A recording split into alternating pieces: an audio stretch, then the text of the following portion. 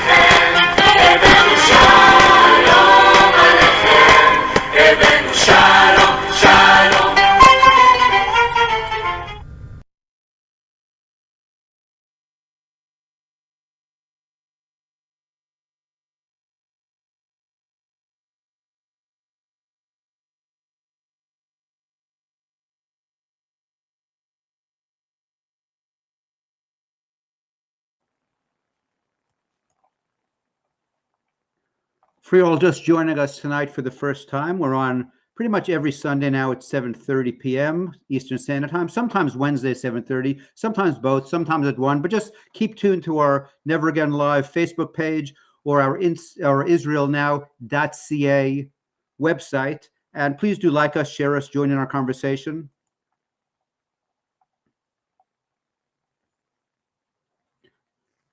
The voice you're hearing is over in the little right-hand corner. That's me, Dr. B, hiding out in the studios of South Texas. We got everybody else is up there in Toronto and Winnipeg. We have some guests joining us tonight. Of course, everybody is familiar with Sue Ann Levy, who's been with us before. She's an unapologetically conservative, award-winning reporter, author, columnist. Sometimes I mispronounce that communist, so I'm being careful tonight, is columnist, and commentator.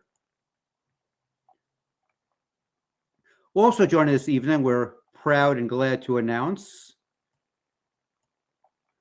Leon Kushner, who's a Jewish activist, a blogger, a columnist, an artist, an avid fly fisherman.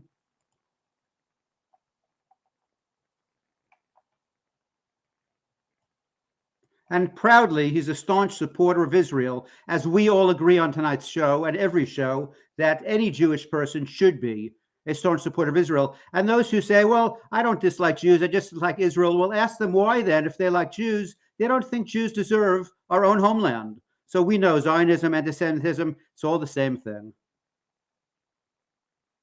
And joining us again, who we're always glad to have with us, is now becoming pretty much of a regular, is Ron East. Ron East is another unapologetic Zionist, as well as the founder and the editor of VJCA, the Jewish Canadian, which is really the voice for Israel, Jews, and Zionism in Canada. So please do frequent our supporters who are with us this evening. Tonight's show is Anti-Semitism Leads the Way. Once again, this is becoming a common theme, unfortunately, as the Toronto School District is certainly fermenting anti-Semitism throughout its trustees. Starring is the chairman, Alexander Mufti Trustee Brown, as you can see in the upper right of our pictures here. There we have, of course, our student equity advisor, Javier from the river to the sea, Davila. And of course, they chose an independent investigator, Morgan Jews Are White Sim. Well, unfortunately, they couldn't be with us this evening, or any evening for that matter.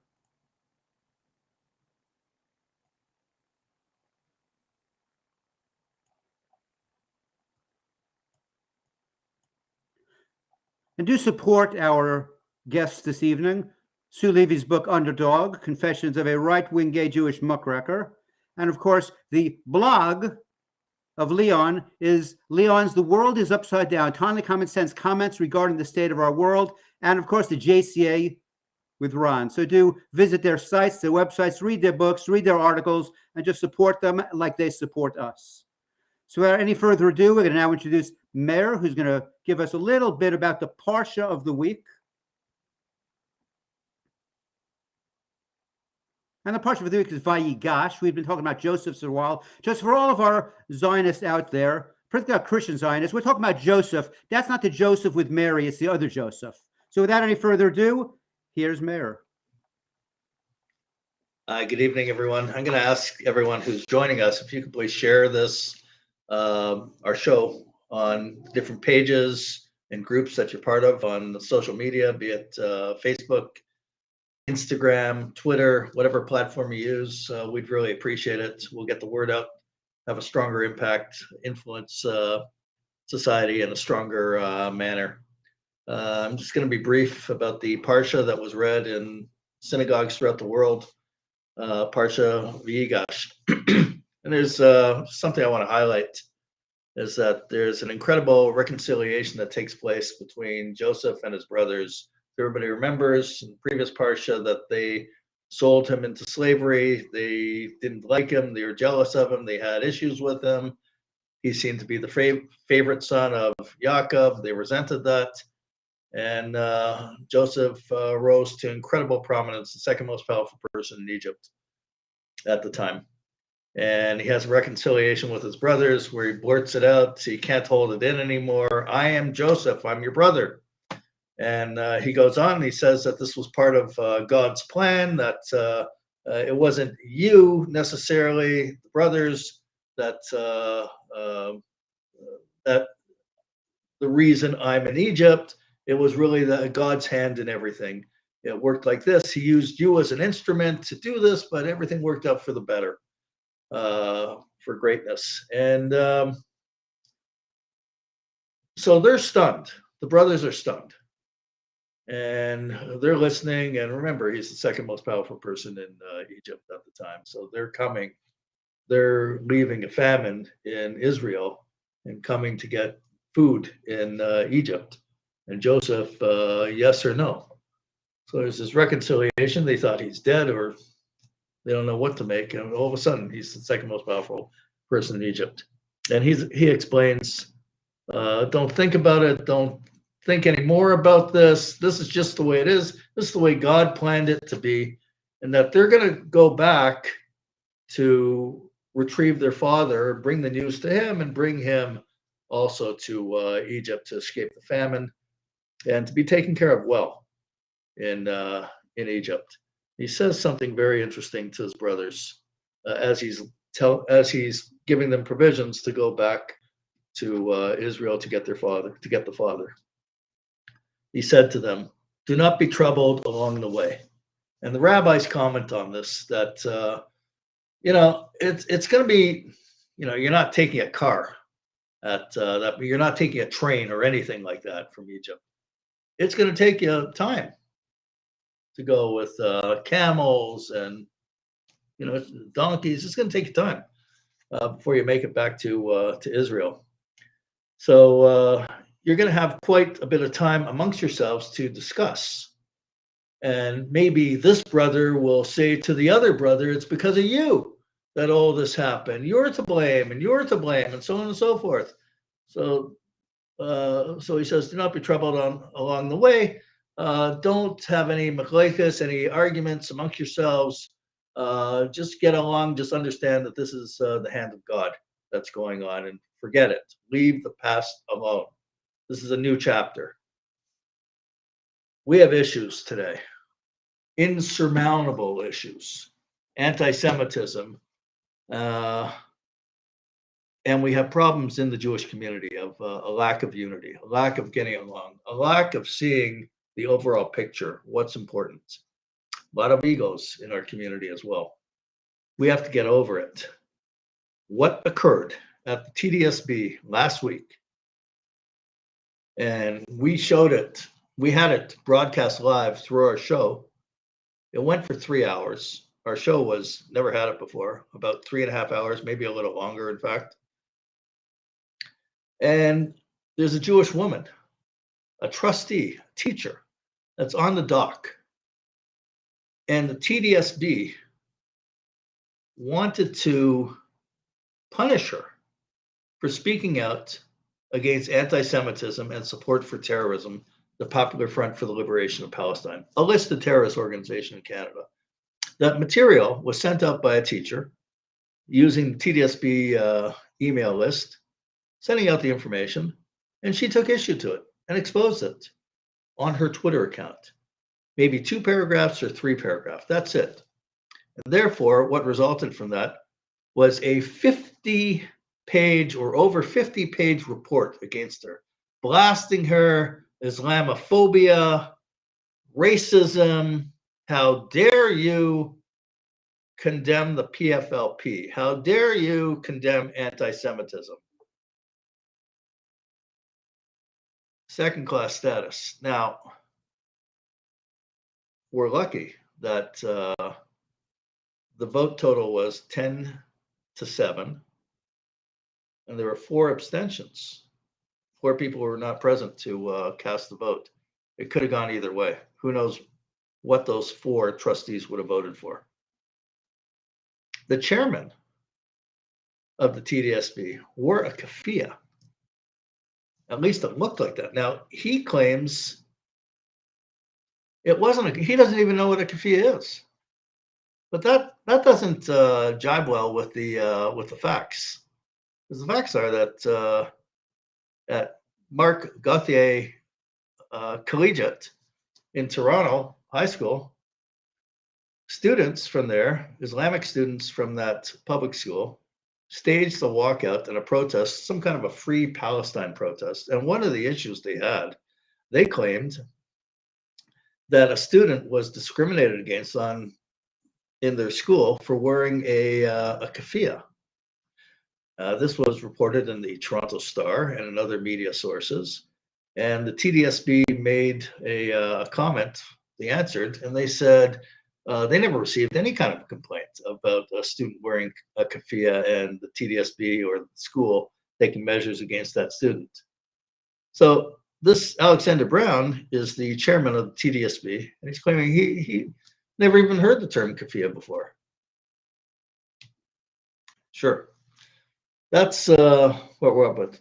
Polite trustees that voted to punish this Jewish teacher and stare her down wearing a keffiyeh in solidarity with and the material that was being discussed that she took issue to, that was being sent out on TDSB emails, contains support for the PFLP and Layla Khalid, a convicted terrorist who wears a keffiyeh. The BDS groups show her picture regularly wearing a keffiyeh. That's a picture of her right there with a gun and a keffiyeh. We have guests with us. We're going to be discussing this. The issue of the TDSB goes back many years. I was involved with the protest. I remember 2017 over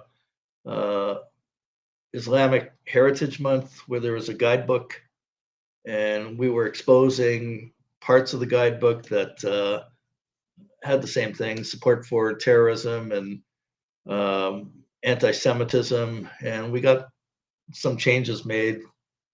Sue Ann Levy, I remember she was at the protest. She covered it in front of the headquarters of the TDSB. So it's going to be an interesting show tonight. We're going to be talking about it. Leon Kushner, he's a blogger.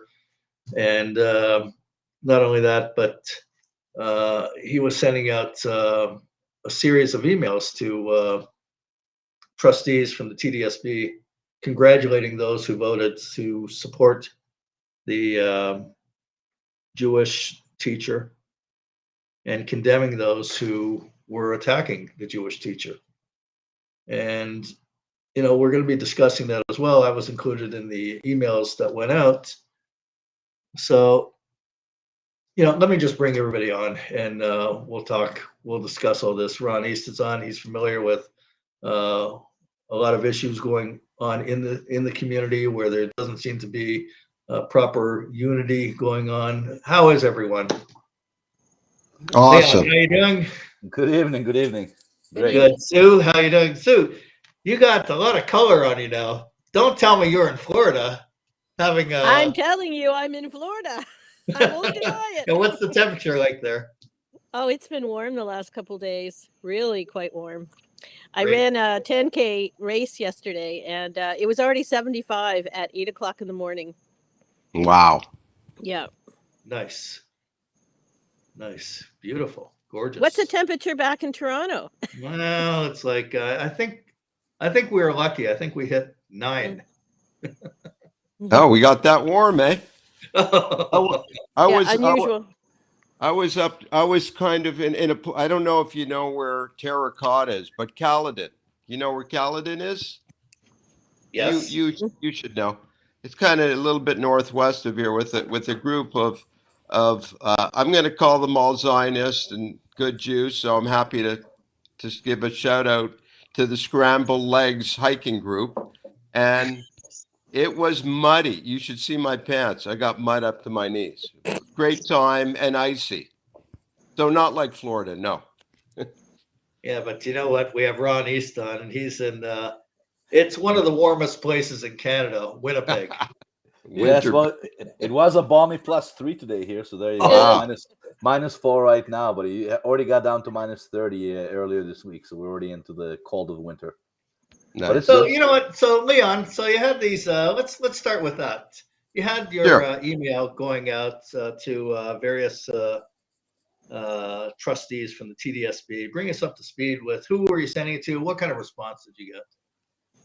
Well, so originally, so I write my blog, and I was a couple of weeks before the actual vote to censure poor Miss Loka for having the chutzpah to complain about anti-Semitism, about the anti-Semitic materials that this equity advisor sent out to, I believe, 1,700 people. This was no small little feat. It wasn't like, some trustee whispered in the ear of another trustee, "I hate Jews." Nothing like that. This was sending them out to students and families and other teachers and other staff. So she gets censured, which is a big deal. That's like one step close to being fired. I understood that, if I'm not mistaken, it's rarely ever happened before in the history of the Toronto District School Board.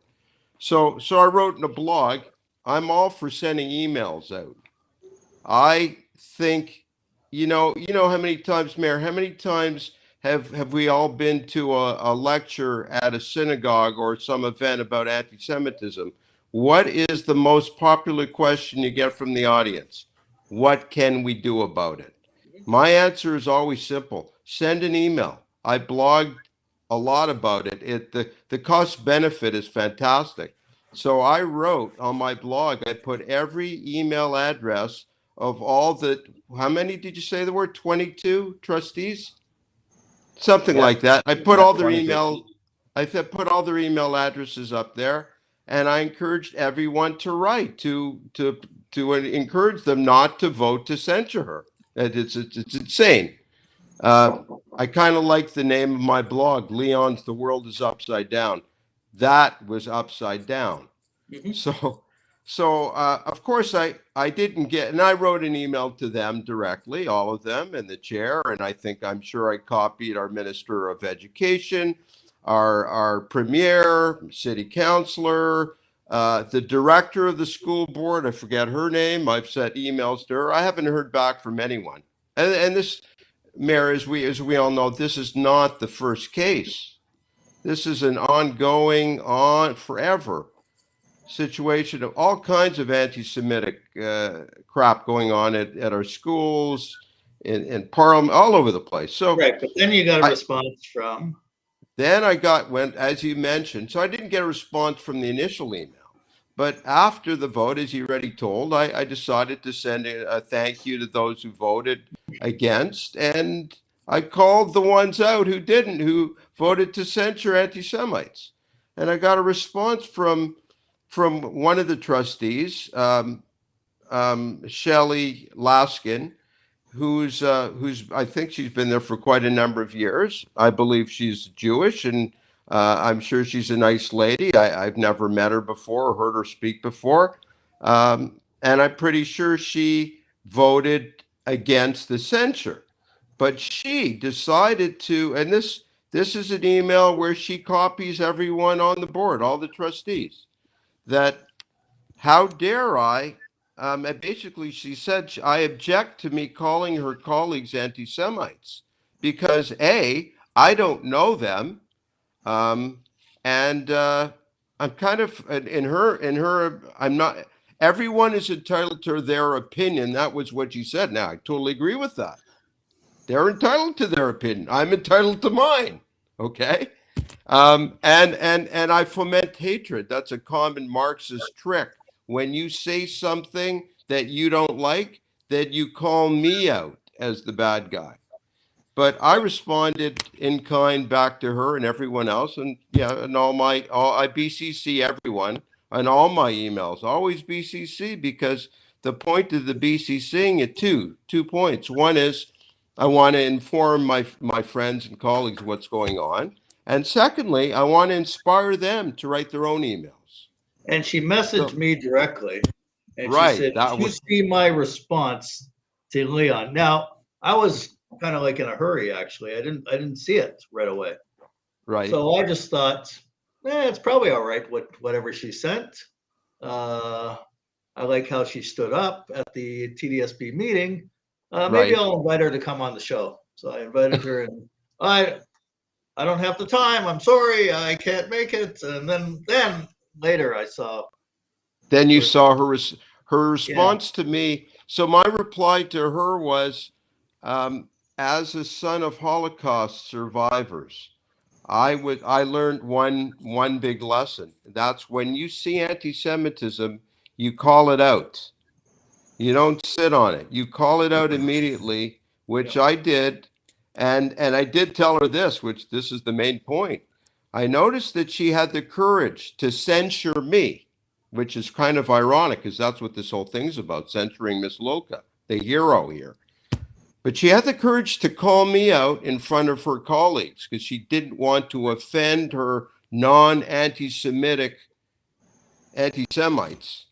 And instead, but she didn't have the courage to call out Davila or whatever his name was, the blatant anti-Semitic equity advisor who distributed those materials. That she didn't have the courage to do. Okay, so let me So bring Sue on for a moment. Sue, please, so you've been around the block for a while, and you covered stories on the TDSB. In fact, I think you actually were the one that broke the story about Davila with his emails, and not just one article in the Sun, but a number of articles you've done, and you've been on top of the issue of the TDSB for quite some time, anyways. Like I mentioned before, that when I had a protest, I think 2017, they're one of many. You were there and you wrote about it, and you knew what was going on. When you see these trustees who voted against the Jewish trustee, they wanted to see some kind of punishment against her. That are we supposed to just be polite and say, well, it's just a difference of opinion? But here's Sue joining us. Absolutely not. It's absolutely not a difference of opinion. Oh my God. That's me in my running gear from Really? yesterday. Oh my gosh! You, I thought that was a you're a live bad shot. boy. Sorry, how did that get there? Okay, thank you. You're a real Yes. jokester. Absolutely not a difference of opinion. There is a terrible, outrageously terrible, a double standard at the Toronto District School Board. Mhm. And I would say probably at City Hall. It filters right through governments. I've spent a lot of time in the last couple of years covering anti-Semitism in all our institutions. And the TDSB, I would say, is probably one of the worst. And it's horrific because they're teaching young kids and they're indoctrinating them from the primary years. But no, I mean, Meir, I was thrilled with the Jewish community that they finally pulled together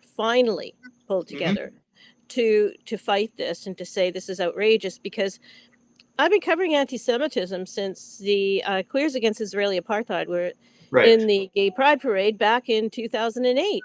And never got any support from the Jewish groups in Toronto, the advocacy groups, except for yourself, and B'nai B'rith has been pretty good along the way. El Quds Day I've written about, all kinds of other things, protests at the corner of Yonge and Bloor that stopped traffic for 3 hours, screaming, hateful anti-Semitic things, Right.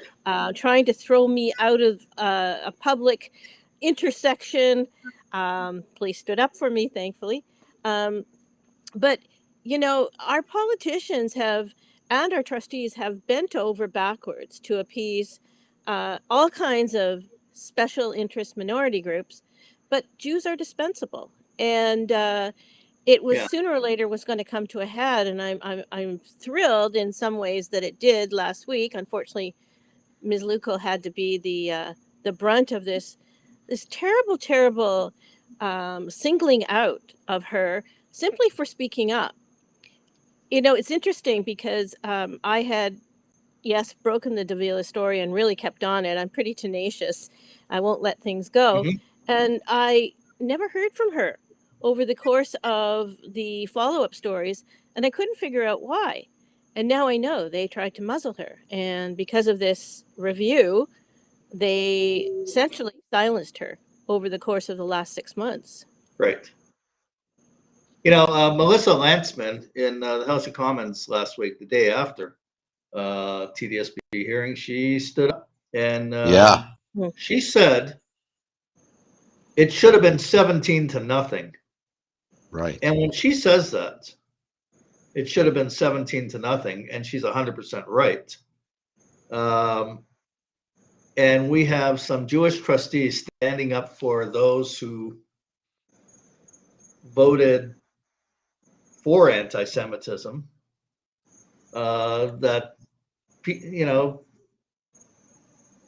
they're saying, no, they're good guys, and really they're misunderstood, and so on and so forth. When Melissa Lantzman stands up and says in the House of Commons again, and she says it should have been 17-0, no kidding. And whoever voted for that voted for anti-Semitism.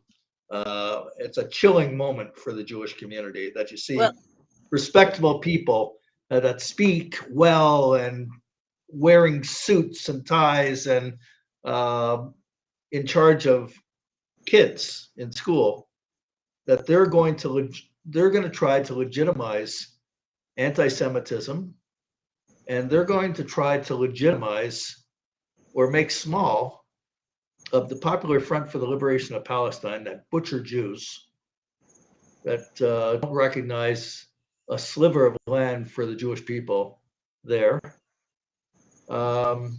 No, I think they have to be called out, and you can't be friends with these people. I think that the response to Javier Davila was horrible.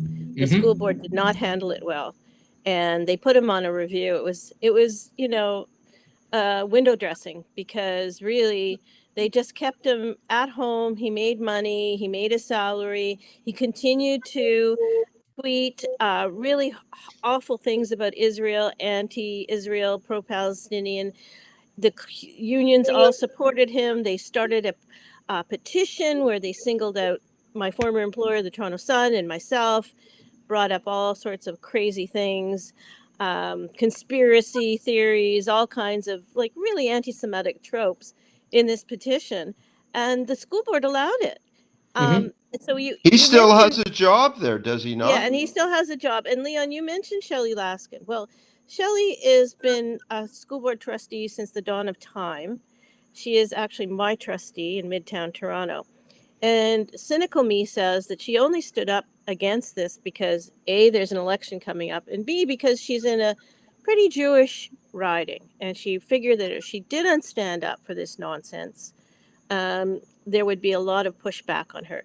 Everybody was paying attention. I have watched politicians over the years, particularly at City Hall, who only respond to pressure and don't only do the right thing when they're pressured. Even so, only James Pasternak, the trustee, used to be a school board trustee, the councillor, spoke up. We didn't hear from Josh Matlow, my councillor, and I don't think we heard from the mayor either, And even though they mouth the words that they're against anti-Semitism, blah, blah, blah, blah, blah. But when, truth be told, when their feet are being held to the fire, you don't hear much from any of them. And that's exactly why I advocate, and thank God for people like us that speak up. And I mean, again, I can't say this enough. People outsource their response to anti-Semitism. People I know, I have friends and family. Look, I donate to the UJA or the Simon Wiesenthal Center or the UJA or whatever it is, or B'nai B'rith. So I donate to them. That's their job to send the emails and letters. They couldn't be more wrong. Ron, They couldn't be jump more in. wrong. Ron has something to add. Something that happened in Winnipeg also. Pretty shocking. Are we talking about the Hanukkah event? Maybe it shouldn't be so shocking to us. What the Hanukkah event? The event? Yeah. Yeah. Well, first of all, it's just amazing to listen to everybody here, talking about the event that happened at the Toronto District School Board. I have to tell you, Meir, I still haven't completely come down from that night. Like I mentioned to you after watching it, I felt like Judaism was on trial there. I felt like we were on trial. Right. It was. I felt like all of us were on trial at that Yes. moment. It was difficult to watch. It was difficult to watch people trying to justify the explanation of censoring, by trying to hide between procedural things and the integrity of the board and all kinds of nonsense. Listen to people who couldn't even utter the word anti-Semitism without making a mistake and tripping over themselves, and always need to somehow tie anti-Semitism with Islamophobia as if they somehow go together, as if, anti-Semitism can't be its own separate, identifiable racism. It all has to be tied in with, and Islamophobia. If you're going to speak about anti-Semitism, you might as well speak about Islamophobia. Coming back to what happened here in Winnipeg, which was very interesting. They were holding the JCC here, the local JCC, the Radio JCC was holding Hanukkah events for the community, during Hanukkah. One of the events they were holding was for the seniors of the community, what they call the older segment of our community. They were holding a Hanukkah party for them at the Radio JCC. And, so they held a party. Of course, I'm not one of the people who were yet at that age group, so I wasn't participating. But, I looked at Facebook the next day, and there was this big announcement on Facebook from the person who runs the cultural events at the Radio JCC, talking about this beautiful event that happened the night before for the seniors of our community. And in particular, she was thanking the featured performer at the event. And I looked at the name, and I had to take a double look at the name. And lo and behold, they invited to be the key feature performer, one of the most anti-Israel, anti-Zionist, self-hating Jew that I've come across in Winnipeg in a long time. A person who considers Israel to be an occupier, considers to be murdering Palestinians, horrific things, sees Ahad Tamimi as his hero, calls Israel a vile occupier. And this is an Israeli, a Jew, who, a Jewish person. And this is who they invite to be the keynote performer for Hanukkah for our community. Of course, I reached out to the JCC, as I always do, raised, the question. You were aware of this man before. We've let you know about him before in other events. Why are we still inviting these people to be keynote performers for our community? Why are we legitimizing these people? On any other given day are protesting against exactly those types of things, a community that we're trying to fight against. I mean, this man shows up in Nakba marches against Israel. He supports the side that is not pro-Israel, that is not pro-Zionist. And yet on the most Zionist holiday that there is outside of maybe Israel Independence Day, Hanukkah, invite someone like that to be the keynote performer. And then by not giving us a response, by ignoring our questions, by saying this is something that is reasonable. And by the way, he thanked them for inviting him and everything else. Next thing that's going to happen, he's going to be invited probably by the Gwen Center here in Winnipeg, which is a center that deals with, seniors to perform, a Shabbat probably of some kind. And next you'll hear about him at the synagogue, because we've seen this before happen here. Then he'll come to a grade 3 performance at the Jewish school here. And before you know it, we've legitimized another member of the community who otherwise should be ostracized and should not have any part, in our community. And this is a real concern for me and a real problem, because as you and I spoke the other day, look at what just popped up the other day to fight the IHRA definition in universities. Right. The Jewish Faculty Network. Out of the blue, all of a sudden there's a Jewish faculty network, of 120 plus Jewish faculty members who are now against the IHRA and that entire network, their website, their mission statement, everything that they're about is to try to discredit the IHRA definition and actually trying to say that Zionism in a way is racist, because they're saying that by critiquing Zionism, by critiquing the state of Israel, that's not by itself anti-Semitic, even though there's double standards, even though the other things that the IHRA lays out very clear to suggest what is anti-Semitic. Here they go again. And this is what we find again and again when we fight anti-Semitism in Canada. Independent Jewish voices leading the fight. Now these guys called the Jewish Faculty Network. And it's a concern, like you said at the beginning, we're not united as a community. Yes, we might have come united, the night of the Toronto District School Board meeting.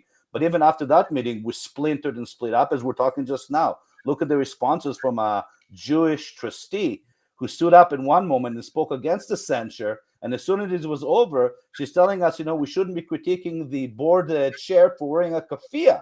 That's what she came out and said to us. You shouldn't be critiquing. He should be able to wear whatever he wants to wear. Really? If he came out with a Nazi insignia on his shirt, you'd be okay with it? That'd be acceptable? He's allowed to wear whatever he wants to wear? Is there no common sense and no reasoning? I'm moving the other way, so don't think it's me. There's no common sense and reasoning to what's going on here. The man knew what he was doing, and then his response that he didn't know what the word keffiyeh even means. Are you kidding me? You're the chair of the board. We just went 4 weeks ago, through the whole issue with the high school where the kids walked out wearing keffiyeh, saying they walked out because of a keffiyeh incident. You're going to tell me you don't know about it? Not only that, but then you go and change when somebody raises the issue to you and says to you, hey, that doesn't look too good on you wearing the keffiyeh. He doesn't stop everything and says to everybody, hey, everybody, this thing is an Indian shawl. It's not a keffiyeh. I'm sorry that, that it made. No, he calls for a break. He calls for a 5-minute break. He goes and gets changed and comes back and shows up like Mr. Dress Up. And he thinks that nobody saw that? He thinks that nobody understood what message he was sending at that moment at the beginning of the event to his supporters, to people who are watching crazy.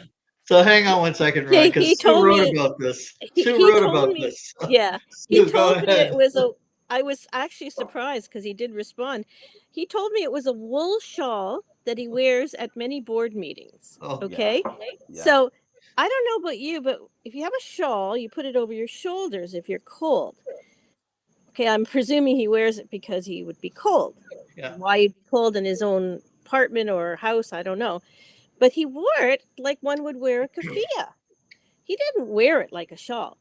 And he told me he had worn it at many other board meetings regularly.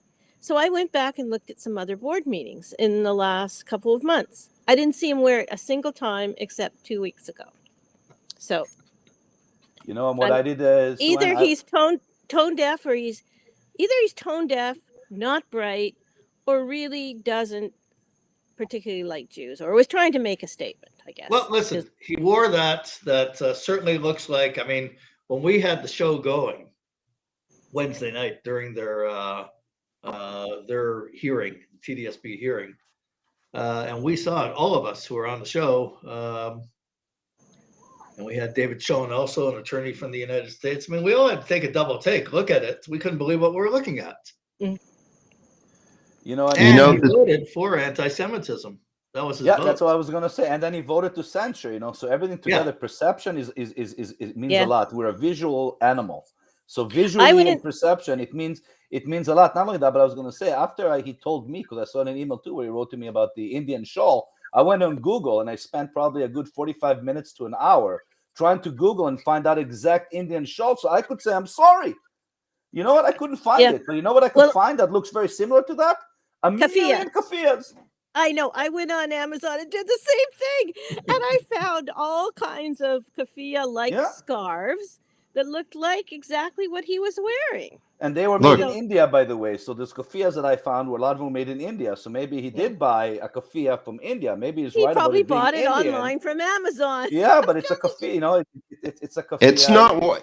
It's not what he wore. It's why he wore it. Exactly, he wore it to intimidate all the other trustees who were considering to not censure her. He's their boss. He's the chair. Yeah. Correct. Yeah. So you know the Intimidation. saying, Intimidation. Yeah. saying, I'm sure you've all heard it. If it walks like a duck and sounds like a duck, it's a duck. Yeah. So Yeah. that's what we're dealing with here. It's an Yeah. anti-Semite. Period. And it, So along with that, so we have issues with the chairman, and the community should be unified on that.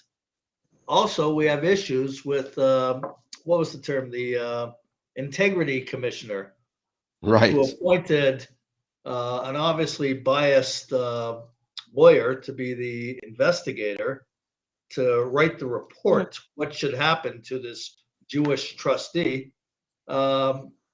The integrity commissioner should not get a pass. This should not be over at all, because No. they're legitimizing from the top anti-Semitism, and anti-Semitism is such a general term already, but when you mix into the flavor of that, the PFLP and terrorist organizations, and there was a stabbing the other day in Israel, a Jewish woman walking her kids in Jerusalem, and a 15-year-old Arab kid stabs her in the back. Where, if you look at social media on Twitter, various BDS organizations, they think it's a wonderful thing what happened. So if that is, and the kid learned it from somewhere, either from the home or from the school that the kid goes to, that this is what you do to Jews. And therefore, I don't think it's a stretch to say that this is what they want to legitimize in the curriculum at the TDSB.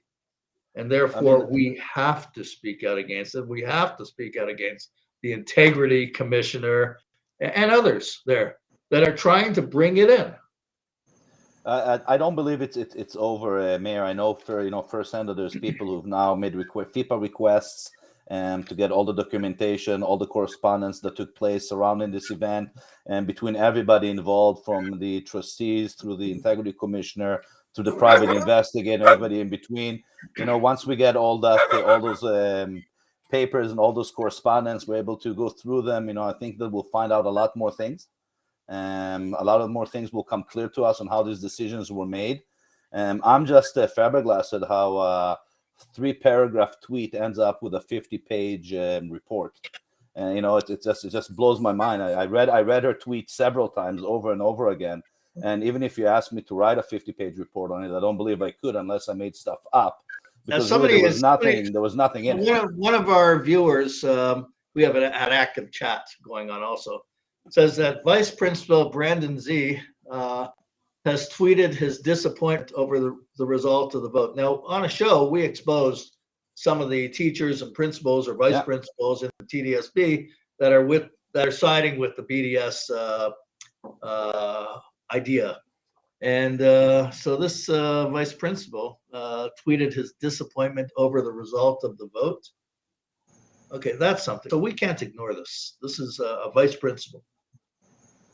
You mean he wanted her censured? Is that yes, what? Correct? Yes. Correct.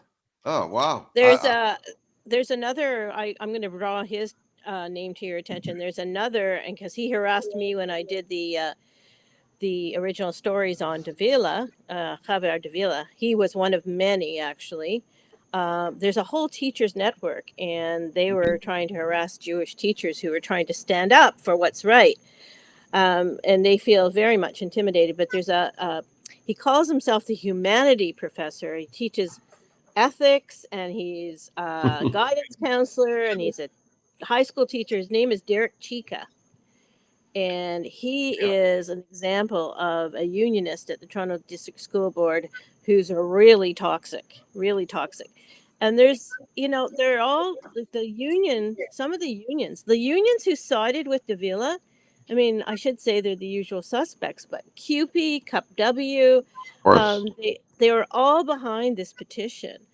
And, the union has a strong influence at the board.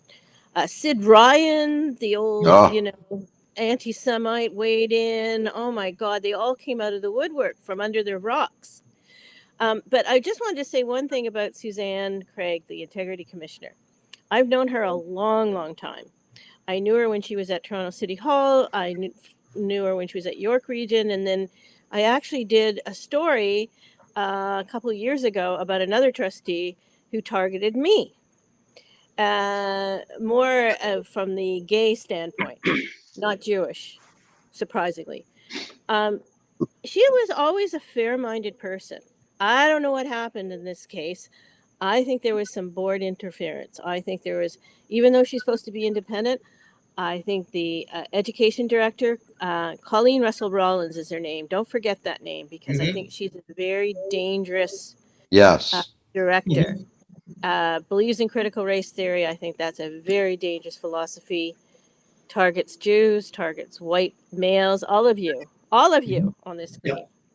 Hey, I'm Mizrahi, by and the way. Just so don't target all of us. Yeah, human rights people, the superintendent in charge of human rights, which is obviously there are only human rights for some groups.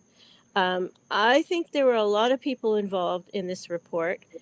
I tried to question her. Where did you get Morgan Sims' name? I never got an answer. How much did you pay her? I didn't get an answer. So I think there were a lot of hands on this. So just don't focus on Suzanne Craig. Not that she went along with it. She produced this ridiculous report, but there were a lot of people involved, and that's frightening, actually, as Meir said. There's an Well, entire there's machine. some people that have already filed freedom of information to get access to the documents, and hopefully we could see the whole chain of command. Yeah, but I think this is far from over. I think this was the first balloon that they put up, to see how things will go. They saw that they got a 10-7, calling here. They'll wait for the next opportunity. The next opportunity will arrive. You know that. You know that it's going to happen, and then they'll try to push it, to be different. Next time it might be 10-10. It might even be worse. Don't forget that 5 people didn't even vote. One of them was Luca, who couldn't vote anyways because she was a subject of it. But don't forget the others disappeared. There were 4 board members, for whatever reason, decided not to disappeared. vote. Decided not to vote. That's right? what they do. They walk. Decide to abstain, which is kind of scary, because that means there's 4 people there that next time could vote a different way, depending on what the pressure is going to be on them. And like I said to you, Meir, before, I'll say to you again and again, demographics plays a large part of this. And if you're in a school district area, if you're in an area of the school district where your population is a certain population, and to get elected, you have to hold a certain position. That's very scary, because it's no longer about education and about what's doing right for the student. It's about, how do I get elected? How do I keep my seat? And what do I have to do to keep that? Even if I have to go against my own conscience or go against what's right. It's all it's political. It's all political. Exactly. It's all politics. And what scares me is that it was a 10-7 final vote versus it being 17-0 or a 13-4 or something, which would really give me a opportunity to take a deep breath and say, okay, we're okay. 10-7 doesn't make me feel too comfortable to let you know that. Let me ask you guys. Sorry, let me ask you guys a quick question about that. How many of your friends have said to you, "Oh, okay, so we won it, 10-7. It's all good." How many have said comments to you like that? Well, I've seen them. I've seen them on social media. I've even seen people saying we should back off now. We should leave it alone at this point. Why are you guys right? And I'm leave it alone. I'm thinking, I'm like, why would I leave it alone? There's nothing is over here yet. This is the battle. This is scary. Yeah.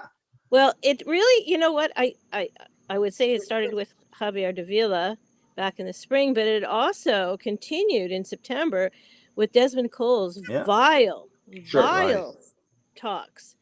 Anti-Israel comments, and he targeted me. I mean, I must live in his head or something, but he went against he singled me out. So I'm a Jewish journalist. He singled me out. I went to the board. I went to Colleen Russell Rollins. I wrote her and I said, how come you didn't apologize to the Jewish teachers and the Jewish principals who were on those talks, who heard him and felt very intimidated by what he said? How come you didn't say anything? And how come you didn't say that it was inappropriate for him to go after a Jewish journalist? I didn't get an answer. So how come the Canadian Race Relations Agency was silent? Yeah. What about Colleen? You guys, I'm sure you're aware. I don't know, Ron, if you heard this, but Colleen, there was a high school. This has happened a week ago or 2 weeks ago. A local high school in Toronto. They allowed a pro-Palestinian demonstration to take place on their premises, Right. and they were shouting the usual, from the river to the sea, Palestine will be free. When Jewish people and others complained about it. You But don't that's even have to be that's Jewish to complain. Leave but politics out of the school.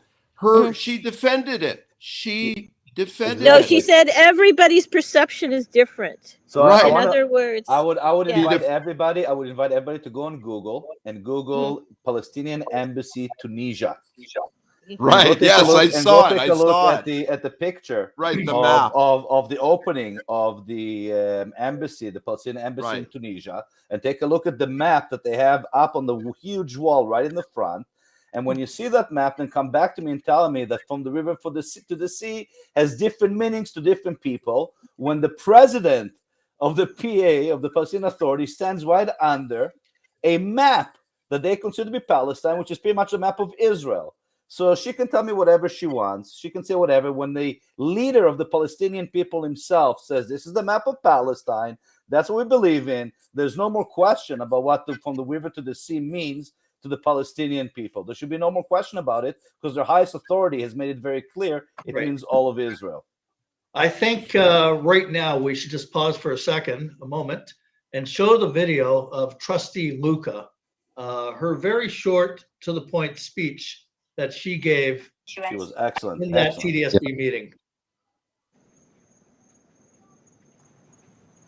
Okay, let's find it here momentarily, and it's down there. We'll put you over there. Just wonder, for anybody who isn't aware of what actually Javier Davia said in his emails, there were so many, but this was actually within the emails. He's martyrdom operations that Zionists are calling these people suicide bombers. He's justifying suicide bombers. This isn't just a little commentary on anti-Israel or anti-Zionism. He glorified suicide bomber. So let's put on Luca now. I just want anybody who's watching who wasn't really familiar with these, I thought this would be important.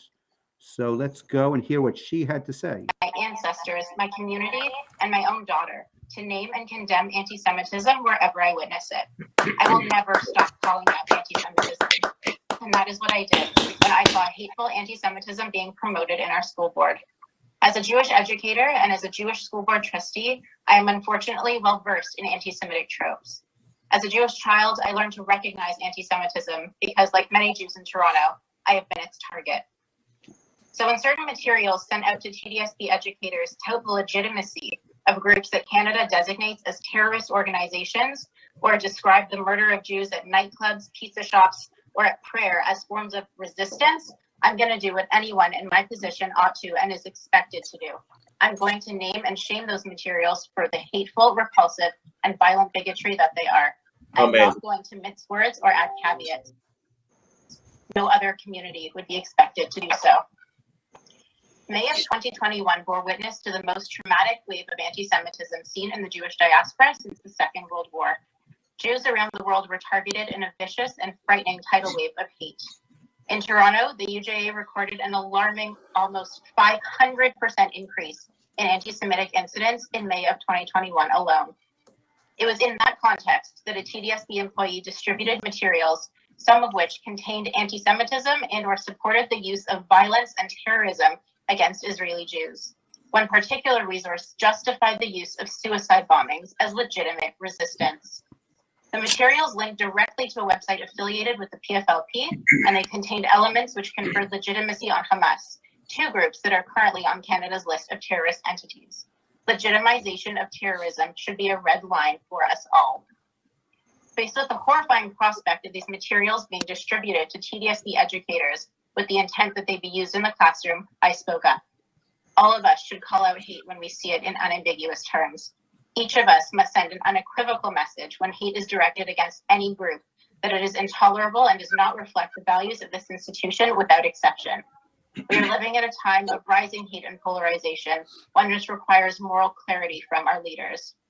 The Integrity Commissioner notes that upon review of the May mailouts, some of the materials did justify suicide bombings and other forms of terrorism. Furthermore, the report finds that any reasonable person reviewing the main mail-outs would understand the respondents' comments to be constrained to the offensive materials. I wrote the truth about an important issue in a way that reasonable people would understand. Despite this, the complaint that sparked this investigation fundamentally mischaracterized my statement. This complaint was intended to silence me. I will not be silenced. This complaint alleged that I conflated Palestinians with terrorism. That is completely false. I made no such conflation. I only called out what was in the materials. If a conflation was made, it was not made by me. The complaint alleged that my statement was false, that there was no anti-Semitism in the materials. This report clearly states that everything that I said in my statement was true. This complaint attempts to silence Jewish voice, to speak over Jews when it comes to anti-Jewish hate. Why is it that Jews seem to be the only minority group that doesn't get to define our own oppression? Absolutely. I'm proud to stand with the unanimous indignation of every single mainstream Jewish organization in the city of Toronto, every one of them agreeing that these heinous materials contravene the definitions of anti-Semitism the TDSB is obliged by our own policy to uphold. I am proud to stand with these organizations. I'm proud to stand up for my constituents. I'm proud to stand up for my community, my family, and for my daughter. To my community and my constituents, I hear you and I thank you. This has been a difficult 7 months to bear the weight of this investigation in private, but I am glad this has finally come out in the open. I'm glad that we have the opportunity to confront this together and to find a way to move forward. Maria Montessori said that establishing lasting peace is the work of education. All politics can do is keep us out of war. We as educators have a responsibility to build peace. The reason we are here today is because some of these materials distributed did not do that. We need to hold ourselves to a higher standard. This board must do better. The Integrity Commissioner noted, whether there were 3 articles in links or main material that contained anti-Semitic materials or 50, even 1 article with anti-Semitic materials is too many. And yet, the perception is that the TDSB has thus far failed to present this same moral clarity in word or in deed. The TDSB has been losing the trust of the Jewish community. We now have an opportunity to either dig that hole deeper or begin a constructive path forward. A vote to censure this evening is not that path forward, and frankly, it would say a lot more about this board than it would say about me. I will be calling for a recorded vote for any motion arising from this report. Thank you, Mr. Chair. Thank you very much, Christy Longcamp. So there you go. Wow. So it would be saying a lot more about this board. Okay, so we're lucky about the vote. It certainly does say a lot about the chairman of the board. It says about whatever trustee voted against her as well. So we should never forget that, and we can't give them a pass. We can't give any of this a pass. Like I mentioned before, there are principals, there are vice principals of schools that are into this anti-Semitism, and we can't give them a pass. We have to speak up. We have to be on top of it. There's Mayor, when I hear her again, when I hear her speak again, that she went through 7 months of this, I don't think people have paid close attention to that. But 7 months. Listen to her again. 7 months. If they investigated her, Torture. 7 months. What was there to investigate for 7 months?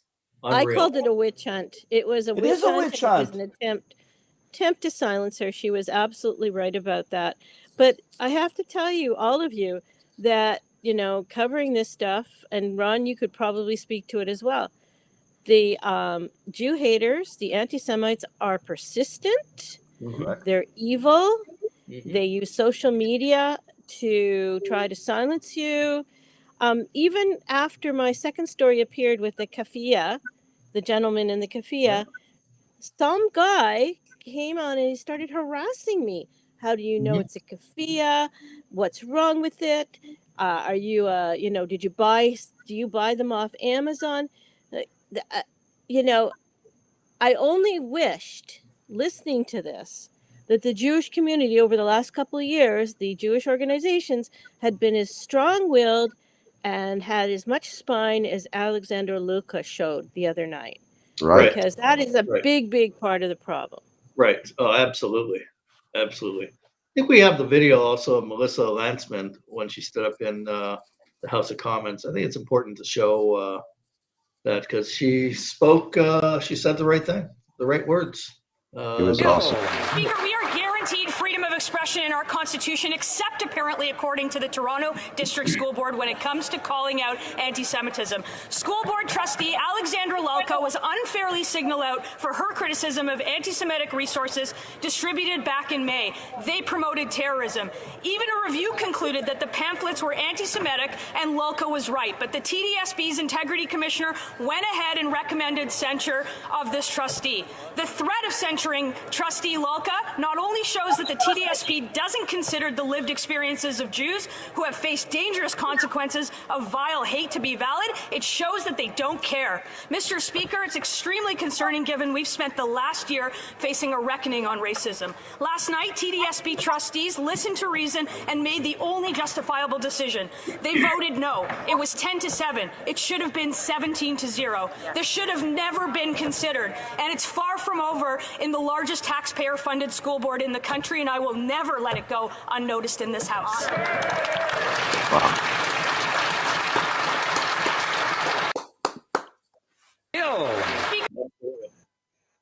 Powerful, well needed. You know what? She's only been there for a short while, but Right. if any indication of the things she's done up until now, I don't know how many of you have seen during Hanukkah when she put up her Chanukiah at the window facing outside Parliament, and she made a statement about this is where it needs to be, this is where it should be, and people need to see it here. She's amazing for what she stands for the Jewish people, and I think she was right. It should have been 17-0, and we all need to reflect and see, you know, what it means to us as a community to have 10-7 again. Like I said, No, it's no, far from over.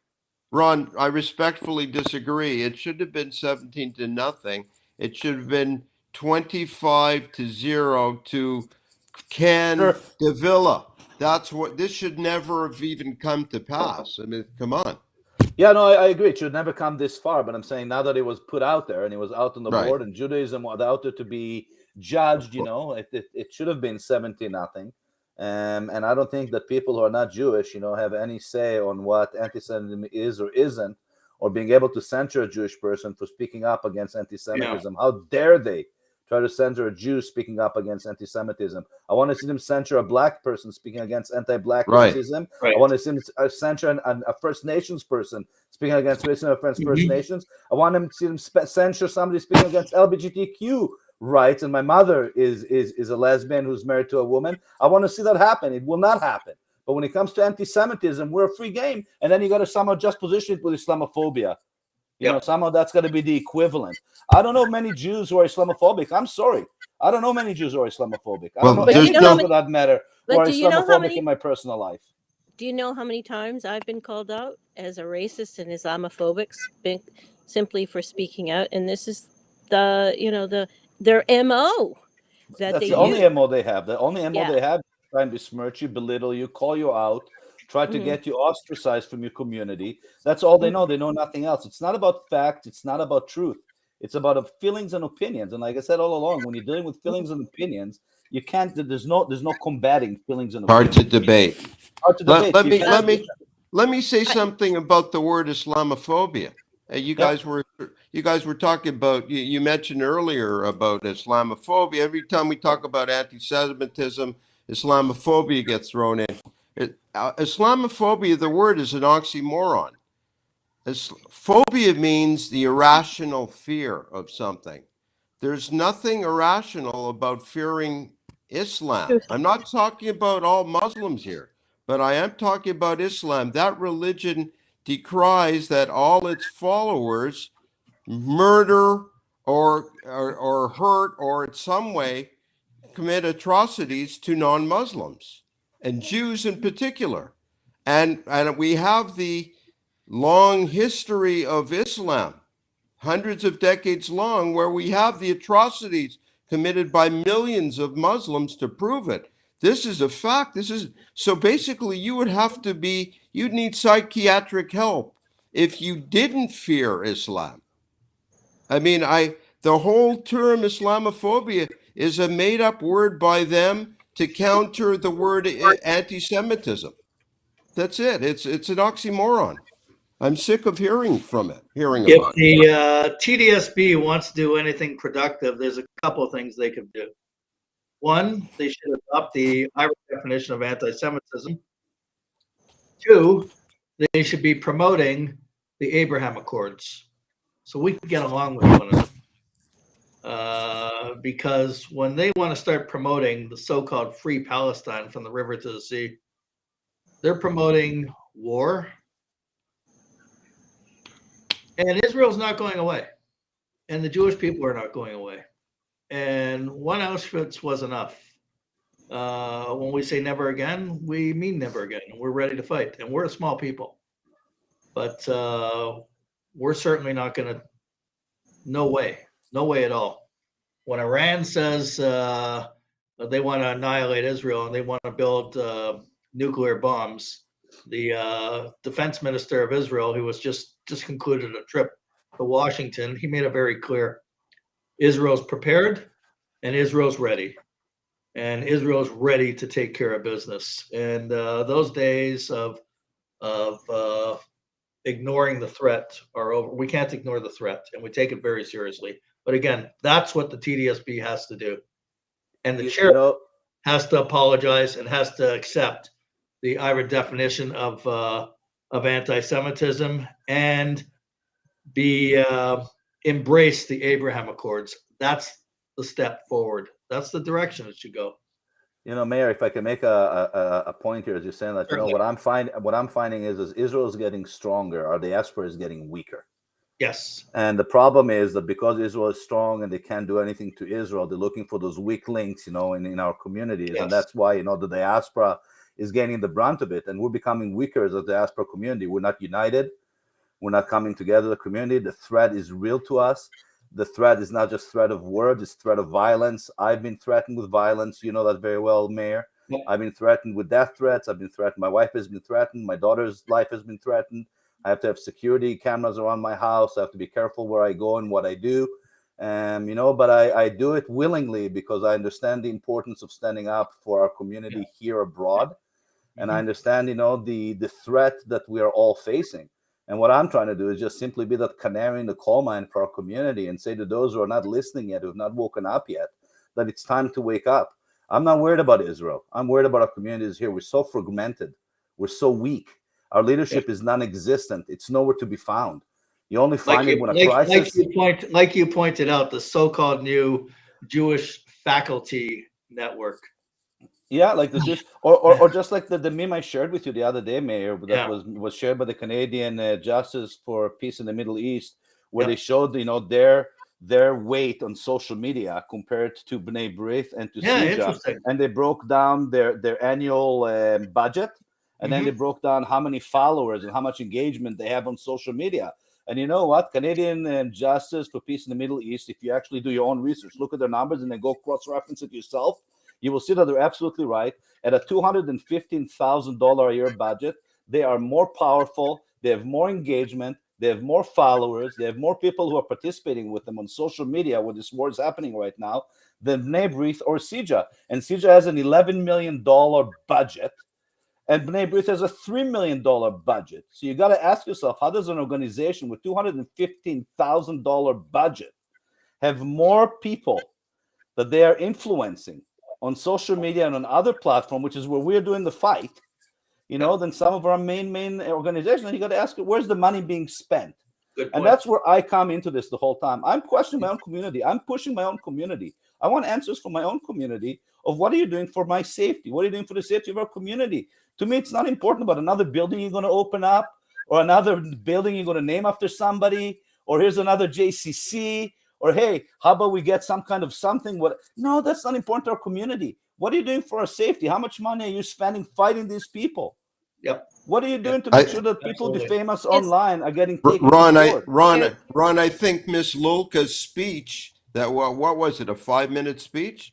I think she did more for advocacy than all those organizations combined. Correct. So then I question, when you said earlier, people say, well, I donate my money to these people. They're supposed to, what work are they doing with $11 million? Where's their return on investment?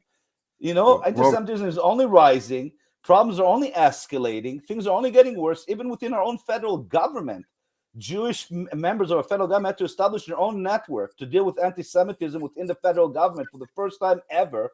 in our government. Jews have to come together and say there's so much anti-Semitism within our own government that we've got to unite to fight it. I mean, this is lunacy. So where are these organizations that are making all this money that are supposed to represent us? And what is Well, the those return on investment? those $100 a plate dinners get pretty costly, you know.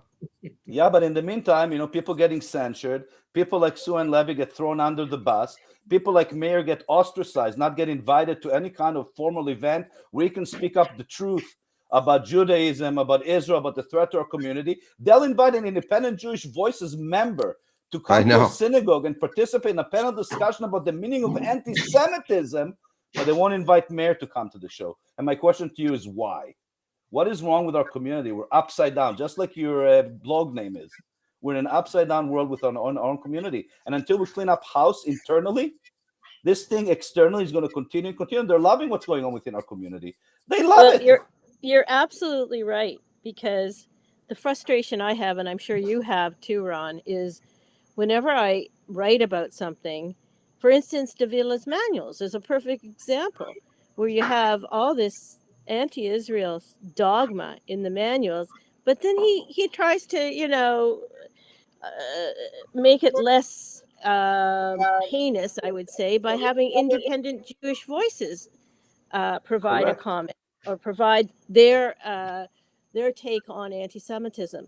Well, the problem is that these people are working at cross purposes with our organizations, and our organizations aren't calling them out. Correct. And our organizations should be out there educating judges, because the anti-Semites are using lawfare more and more. So they should be educating judges. They should be educating the people at the school boards. They should be educating people at city halls, in government, but they're not doing that. And, so here we have this independent Jewish Voices called in, and then all the anti-Semites feel that they've covered off the Jewish perspective by using these fringe people who really do hate Israel. Because they're So, playing and how do you explain that? How do you Because, explain that? because they play on the ignorance of the general public. The general public doesn't understand the inner workings of the Jewish community, the politics of the Jewish community. When they say independent Jewish Voices, they think they're a large segment of our community because they get Right. space in all the media and all the papers and Right. everything. So everybody thinks there's some kind of a large segment of our community. So when they speak, it's as if, a third or 50% or some magical number, they're speaking about, when in reality, they're speaking about maybe 2.5% if they're lucky, 1%, most days.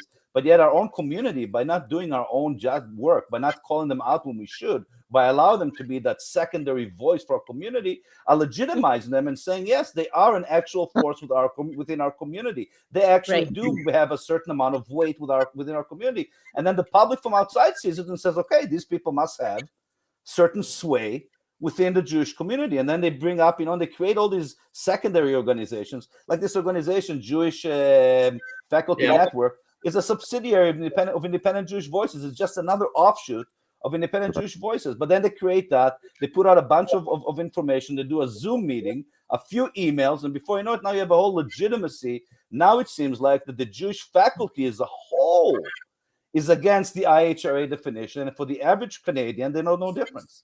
And By the way, homework. they're not mostly Jewish. Who says they're Jews in there? Anyone can create an organization with the name Jewish in there.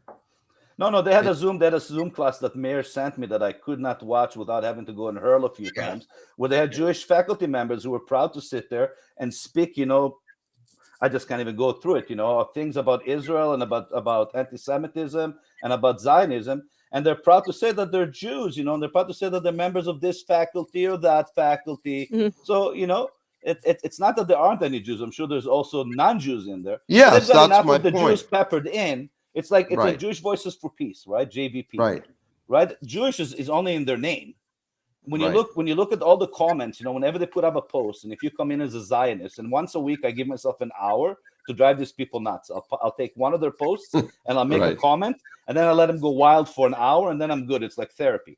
But when you go on there, and you put a post, and then you see all the responses, all the vile, anti-Semitic, hateful. You wait for one of their moderators. They're Jewish.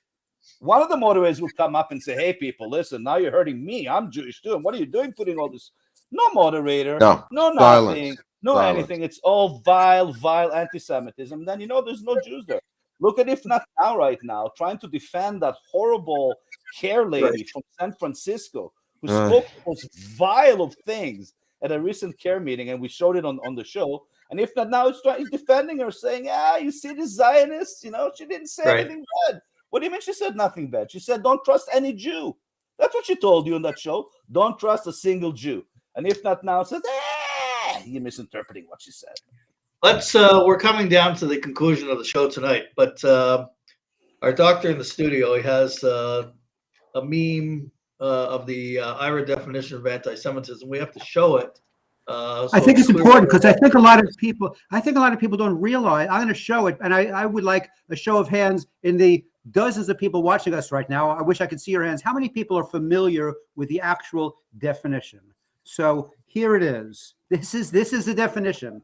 Anti-Semitism is a certain perception of Jews which may be expressed as hatred towards Jews. Rhetorical and physical manifestations of anti-Semitism are directed toward Jewish or non-Jewish individuals and or the property toward Jewish community institutions and religious facilities. Now, how could anybody not agree with that? I really honestly don't understand it. So here's another couple of quick things just to look over as we get near the end. So these are the people who have adopted it. Albania, Argentina, I won't go through the whole list, but Bahrain, Bulgaria, Uruguay, Luxembourg. So here, I'm going to show you a list of groups who have rejected it. You ready for this? Right, hold on. You're not going to believe it.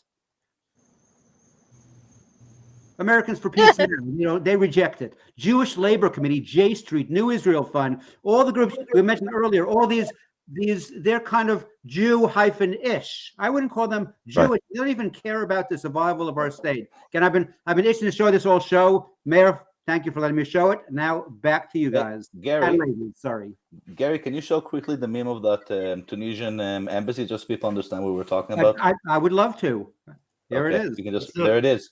So there it is. If next time somebody tells you that we don't know what we're talking about when they say from the river to the sea, Palestine must be free, save this particular meme and just send it to them. That's right. Mahmoud Abbas, the president of the Palestinian Authority. Exactly. That's the president of Tunisia standing underneath the wall of their embassy. And if anybody can make out what that map is, that's a map of Israel. But according to them, that's a map of Palestine. That's all you need. Absolutely. Listen, I want to thank everyone for joining us tonight. Let me give everyone an opportunity to final last words before we sign off. Sue, go ahead. Well, I said in another interview I did that I think that the board is at that stage where they really should be taken over by the province, the Toronto School Board, and the trustees kicked out. Either they're virulently anti-Semitic, these people who voted against, or they're ignorant, or both. But it's not going to get any better. This was just the tip of the iceberg, what happened with Alexander Luka. And I think if the minister really wants to do something and send a strong message, he should come in and take over the board. Those trustees are ineffectual and they're dangerous. Absolutely. Thank you. Leon. First of all, thanks for having me on. I really appreciate it. I love the work you do, Meir. I've followed you for years, as you know. I couldn't agree more with every word that Sue Ann Levy just said. Drain the swamp. I think they're beyond repair. It's obvious they're beyond repair. I don't know if, unfortunately, that we can trust our Minister of Education. He seems pretty damn silent. I've yet to hear a response from him ever about this. So I don't know that we could trust him or anyone else. Honestly, I don't know. But they need to be drained. They need to be replaced totally. They're beyond repair. Absolutely. And last message: write an email. It's liberating. Absolutely. Ron, go it's ahead. Like therapy, you're saying. Well, I'll tell you a few things. The TDSB, the Toronto District School Board, is just a canary in the coal mine. There's many other school boards around this country that we're going to have to battle. It's just the first battle.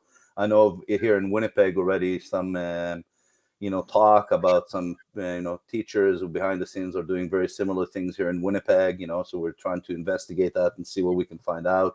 I'm sure it's happening in other locations throughout Canada. That's number one. Number two, there's a saying in Hebrew that says, "Im enani li mili." If I don't do it for myself, who will do it for me? And if we keep on waiting for others to do what we need to do, it'll never get done. And the last thing I have to tell you is something I came across the other day, which I find fantastic. A new definition of anti-Semitism. It's the socialism of fools. So, that's what anti-Semitism is. It's a socialism of fools. And all these woke people who believe they're socialists, anti-Semites, they're just a bunch of fools. Absolutely. Well put. Our doctor in the studio, is there a song to conclude with? Oh, I love the songs. What songs do we have? There is a song, but before that, I just want to tell a very, very quick little story, which I didn't know previously, but I was looking up all of the emails that Javier from the River to the Sea, Davida said, and among the people who he was praising is this, let's see, where is she around here? The suicide bomber, there she is. Well, she's the youngest and the female hijacker. What I didn't know is this story, which is fact, that on September 6, 1970, she and Patrick Aguello, who isn't even Arab, let alone not a Palestinian, they made a mistake. They were trying to hijack an El Al airplane that has never been successful in the history of El Al. So Aguello shot Vider, a member of the flight crew, and shot the pilot. Both of them survived. Israeli air marshals subdued him and then shot him and killed him. Then they overpowered Khaled. While she was overpowered, she was carrying 2 hand grenades. While being overpowered, she pulled out the safety pin and rolled one down the aisle towards the people in the plane, and miraculously it didn't explode. So anybody who doesn't believe that there's somebody watching out for the Jews in the state of Israel, you need to know these stories. This is David and Goliath. This is Gary, the Egyptians and the Hebrews, but that's a true story. She actually meant to blow up the entire plane and herself and everybody on board, and the hand grenade was a dud. So on that note, Gary, before you go on about this particular story, yes. Did you know that that on the flight there were security guards, Israeli El Al security guards? Those are the people she was fighting with alongside with the stewardesses on the plane. Did you know that when the plane landed in London, because what ended up happening is when El Al notified Israel what was happening, Israel said fly the plane back to Israel, because they knew if the plane would land in London, that the London police would arrest the Israeli security guards who were on the plane for having guns and weapons and everything on the plane.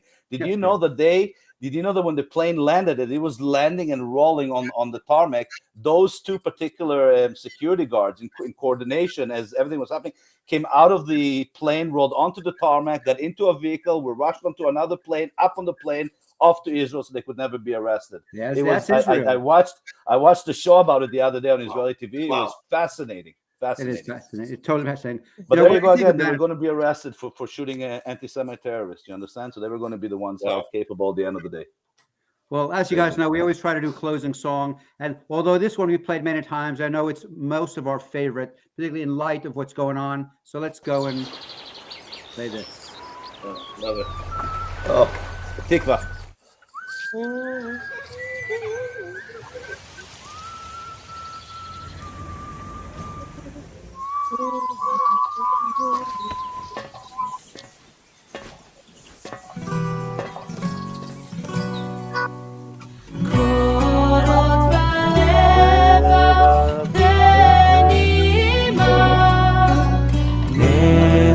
יהודי, הומייה,